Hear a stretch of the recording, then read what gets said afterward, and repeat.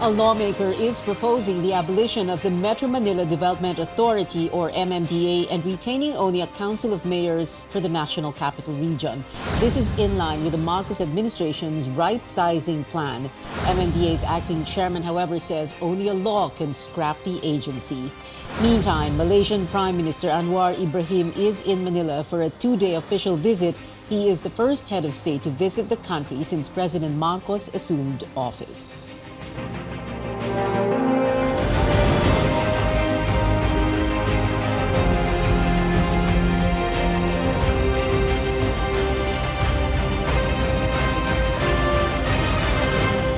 Good evening, I'm Pia Hontiveros. Welcome to your weekly political appointment fix, politics as usual. Our first guest tonight, Manila 3rd District Representative Joel Chua. And later on the show, we'll have architect Paulo Alcazaran. Good evening, Congressman Chua. Thank you very much for being with us tonight.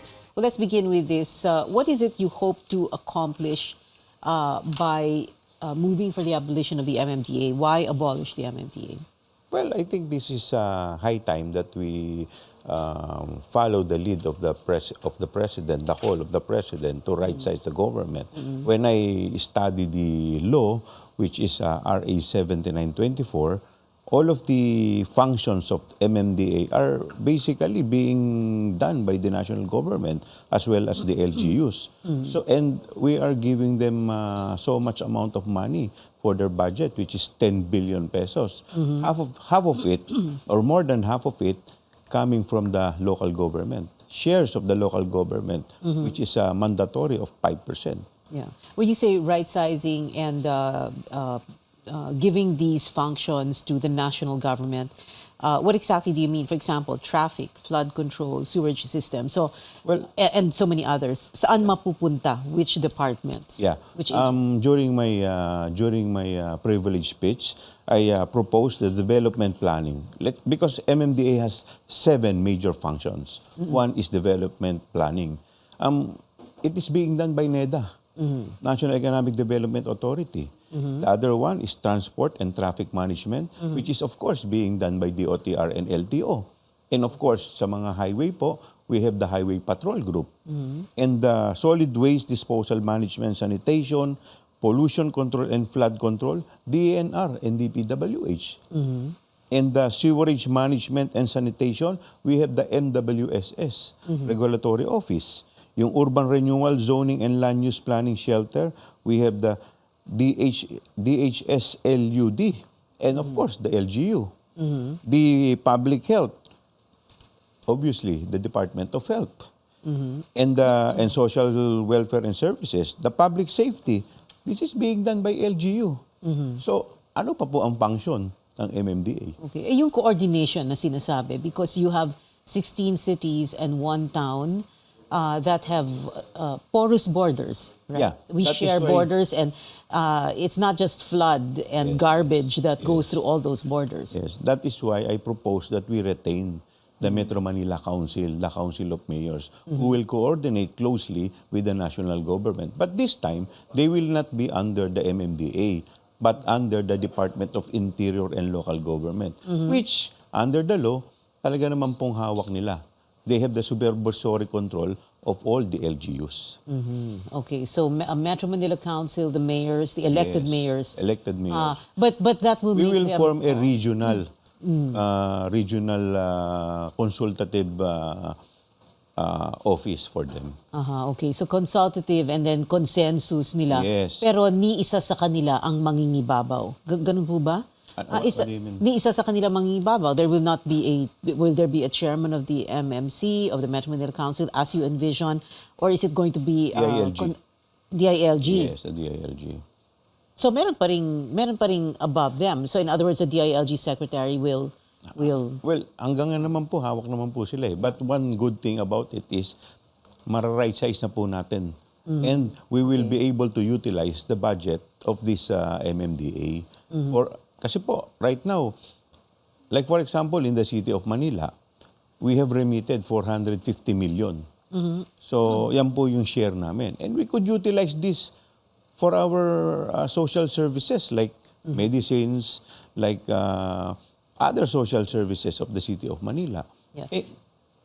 You mentioned the Congressman Republic Act 7924, which created, well, we changed the name MMA Yes. to MMDA. It created and gave it all these functions. Before that, there was the January 1990 Metro Manila Authority that was passed noong MMC. panahon ni MMC, no? Panahon ni Yes. Cory. But before that, November 7, 1975, yung Metro Manila Commission at may governor. MMA. MMA. Hindi ba, would it be, is it something you thought about or something you studied? Ano kaya kung may regional governor above these mayors? Pwede po ba yun? Yeah, but Because- we need that. We need to amend the Constitution if that is your proposal. Because under the Constitution, specifically Section 10, Article 10, Section 11, ang sabi po dito, which I'm about to read, the jurisdiction of the Metro Manila Authority that will thereby be created shall be limited to basic services requiring coordination. We have to compare the present Republic Act from the one that was created during the previous term of former President Marcos, which is PD 824. At that time, may central government po yun eh. They have police power. Unlike dito po sa Republic Act 7924, wala po silang police power. And it has been decided by the Supreme Court in several landmark cases, notably the case of Bel Air, the case of Garin. Sabi po dito ng Supreme Court, coordinating body lang to eh. Oo, okay. It does not have police power. So, kung ganun po, what's the point of giving them 10 billion budget a year? Oo. So how are things going to work in the Metro Manila Council as you envision with all those mayors, 16 cities and one town, and then they will be, it's a consultative body, they will, by consensus. Paano kung, they cannot agree on something that, something strategic or something? It happened before. Even during the time of former MMDA, several past chairman. Until now, tignan po natin, just like in Makati, iba po ang batas sa kanila. They are not following color coding na unlike sa iba pong lungsod. So if Makati can do that, why can't other city do that? Okay. So in other words, para bang it's every man for himself, bahala na yung mga cities to do whatever they want. Well, under the law, it is very clear. We have local autonomy. We have local autonomy. We govern our own city. Yun naman po yun eh. So, but one thing is, ito po, recently nabasa ko po, dito rin po sa Republic Act, kung titignan po natin ng budget, double whammy ang inabot ng city dito eh. Why? Because under Section 10, sabi po dito, sources of fund and operating budget of MMDA.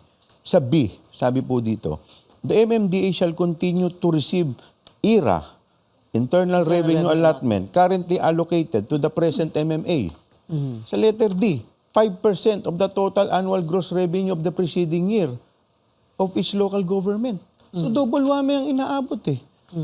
Okay. So ibig po sabihin, yung existence po ng MMDA ay nanggagaling din po sa LGU. Okay.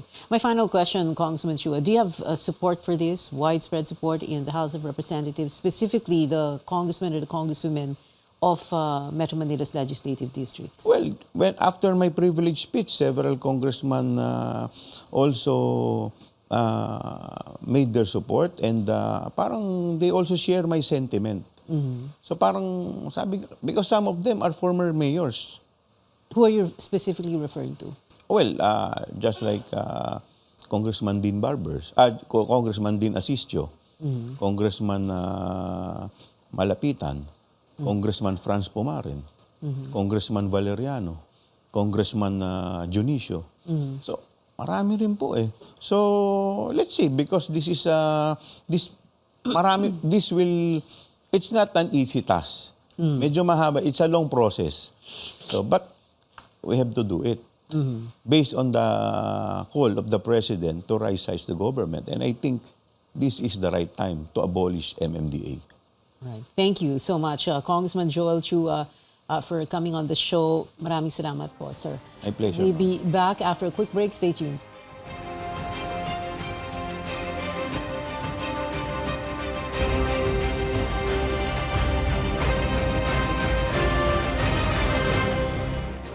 Welcome back. This is Politics as Usual. We're talking about the proposed abolition of the Metro Manila Development Authority, or MMDA. Joining us now is architect, urban planner Paolo Alcazar. And good evening, Paolo. Thank you very much for joining us. I was going to say, here we go again. We've been talking about this for the last, 20 years already. There is this legislation proposed by Congressman Joel Chua, who we just spoke to a while ago in the first part of the show. And he wants to abolish the MMDA. What do you think of that? Should we abolish the MMDA? And if yes, what should replace it? I actually agree that the MMDA should be abolished or at least reshaped into something else. But I don't agree that the council replaces it, because I don't believe that the council will work. You have 17 cities all with their own agendas. And you have to have a very strong framework within which all of these operate. I don't think the DILG is also enough to rein in the 16 cities and one town. It must be a metro governance. We're the last metropolis with several cities in Asia that is not governed by what is in effect a provincial government. You said 16 cities and one town, 17 individual areas. I thought you were Could you call them kingdoms also? Yes, kingdoms, and everyone with their own agenda, and rarely do you have everyone agree on anything. So, but let me take it one step further. Yes. If you want to pursue President BBM's directive of rightsizing, I would offer that the 17 LGUs be right-sized into 5 or 6. So that means the reason why Metro Manila is not efficiently governed or efficiently managed and does not operate well is because you have 17 different sized LGUs with different populations, and geographically they're all different, but they cannot be managed because, as you said, everything is porous. Right. Floods don't stop at political borders, and in the late 1970s, the Metro Manila Authority under the planner Dinky Ainsedel went through an exercise of trying to redraw the borders of the 17 to something more efficient, and they actually came up, I believe, with 6 or 7 right-sized areas that could be governed much more efficiently than the 17. But they had difficulty convincing the mayors. And a couple of years ago, I did the same thing. I couldn't get past anyone because of the power situation of the mayors had over their constituents just couldn't be addressed. Paolo, when you say right-sizing these cities and one municipality, 16 plus 1, right-sizing and making them like 5 or 6, what you're talking about is parang fusing cities together, right? Yes. Which is actually the parang it's going back to what it used to be before, because di ba? I mean, we would carve out cities out of other cities, which the political term, of course, gerrymandering. So now, well, no wonder nobody wants it, because it's like, you're gonna take my kingdom? Ganon, di ba? Yes, but we're not gerrymandering for the sake of politics. We're reshaping for the sake of efficient governance. We're bringing it back to the function. original. Yes. Efficient delivery. I mean, there's a precedent for redrawing boundaries. It's happened over the last 100 years with cities like Mandaluyong and Quezon City, and even Pasig and Taguig. So these are all political constructs that doesn't jive with the realities of climate change and disaster risk mitigation and management, especially if we're preparing for the big one. We have to be able to govern the whole metropolis as one whole entity. When you talk about a governor, so someone who should be elected, for example, or ano yun, appointed, paano yun? Because like, well, the November, the PDA 24, you had Imelda Marcos as governor of Metro Manila. Ganun ba? Ganun ba yung iniisip mo or Well, what? essentially, she was appointed, but an elected governor, just like the provinces. So essentially, Metro Manila is really has a population that's larger than any province, and even larger than many regions. So why not govern it as a province at least? There's no, I mean, we do have regional development councils, but again, they're councils and they're fairly toothless, except for just sitting around and discussing things. But coordination is hardly the product of these efforts. So it really must be a new way to a new political construct based on the physical realities, based on science. Yeah. Really, Well, yeah. you have to manage. Yeah. Well, Metro Manila used to be part of the province of Rizal. It was carved out of the province of Rizal Yes. also. Diba? Earlier, Bali, you were saying that there are so many other cities around the world that ganun yung ini-envision mo sana, no? Na parang may governor, to put everything together. How is it going to work? And why would it work for us? Well, for Metro Manila. Well, we have no choice. The current situation, the way we govern Metro Manila, just doesn't work. Nothing is really coordinated. People don't, and resources are not evenly distributed. Say, take the example for addressing calamities and being able to distribute. We not only have 17 kingdoms, we do have the additional layer of national government and its line agencies that again the coordination is very, very minimal amongst the agencies, DPWH, DENR, DOH, everyone. So we're essentially like all headless chickens trying to run an area the size of Singapore, and Singapore is governed as a single entity.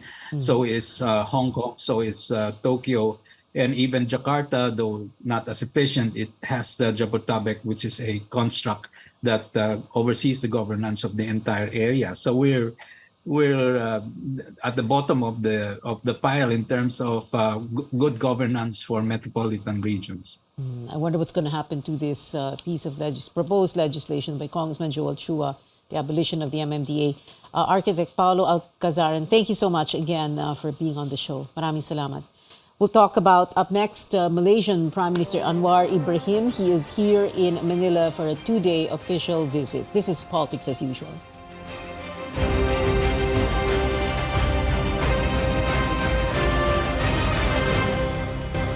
You're still on Politics as Usual. President Marcos held bilateral talks with Malaysian Prime Minister Anwar Ibrahim in Malacanang today. Anwar is here for a 2-day official visit. To tell us more about that, joining us now is our correspondent, Tristan Nadalo, live from Malacanang. Tristan, let's begin with this. Tonight, after that dinner, I suppose that scheduled dinner, no? Dapat bibisita ata si Anwar kay former President Joseph Estrada. They're very, very good friends. Erap, as a matter of fact, stood by him in his darkest political hour. Can you tell us more about that relationship and why it's so important for Anwar to see Erap today? Well, Pia, Senator Jinggoy Estrada confirmed to CNN Philippines that his father, former President Erap Estrada, will be meeting Malaysian Prime Minister Anwar Ibrahim. And if we would take a short look back at their relationship, Prime Minister Ibrahim was the Deputy Prime Minister when former President Erap was still in power. And immediately after Prime Minister Ibrahim, Prime Minister Anwar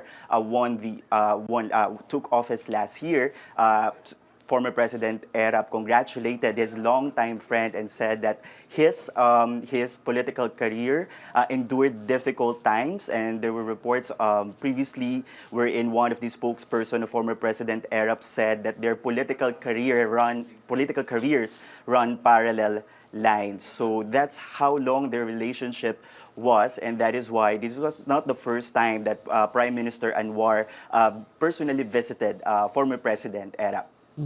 Tristan, Yeah. let's talk about that earlier meeting in Malacanang with President Marcos, closed door talks between the two, and then that brief press conference by Prime Minister Anwar and President Marcos. Let's talk about all those issues that they discussed and very quickly the peace process, the MILF, Mindanao, border security, an increase in trade and investments, Myanmar, South China Sea. Ano yung mga talking points nila? Well, Pia, nagsimula nga, no, yung nagbigay sila ng joint briefing kanina, and then both President Marcos thanked Prime Minister Anwar for Malaysia's continued support to Bangsamoro development and Mindanao peace process. If we could recall, Malaysia has played a very crucial role during the transition process and during the peace talks in Mindanao. And Malaysia served as a third-party negotiator for the Philippine government and the MILF, who eventually led the Bangsamoro Autonomous Region of Muslim Mindanao, or BARM. Malaysian Prime Minister Anwar assured the President that they will continue to support the development of Mindanao. So that's on the peace process. And then on terms of trade and investment, both leaders say that they should explore new areas of cooperation, such as in halal industry, digital economy, food security, and agriculture. In terms of border protection or border security, both leaders said that we have porous borders, so we should enhance our defense and security measures so that to prevent terrorism, regional extremism, which is a common problem between the two nations. They've also discussed about the worrying situation in Myanmar, wherein both of them called for a peaceful resolution of the situation in Myanmar. Let's listen in to what they said about Myanmar, and at the same time, they've also tackled or expressed their concern on the situation in the South China Sea. Let's listen to a portion of what they said. The South China Sea issue, and I shared President Marcos Jr.'s concern that due to the complexity and sensitivity of the issue, we should try and engage and take the position at the multilateral level between ASEAN. Okay. In addition to that, Prime Minister Anwar said that the situation in Myanmar is a worrying situation because of the surge of refugees, which is also affecting ASEAN nations. Also, in the South China Sea, both Philippines and Malaysia are claimants in portions of the South China Sea. So it remains to be seen on how the two countries can work together despite conflicting claims and amid rising tensions in the region. Pia. Yeah, Tristan, let's squeeze some history in 30 seconds. No? Yung Philippine-Malaysia relations were both with the BIMP, AYAGA, ASEAN, APEC, and now RCEP. Correct. Well, Philippines was the last one to join the regional trade deal, RCEP, after it was ratified by the Senate. Both Philippines and Malaysia are founding members of the Association of Southeast Asian Nations. The BIMP-IAGA is a regional trade agreement between four countries in the Southeast Asia, wherein they agree to develop their least developed areas socio-economically. So these are some of the partnerships that we have with Malaysia. Back to you, Pia. Squeeze in a little bit more of history about Anwar himself. He's had an incredible political journey from protege to prisoner to prime minister.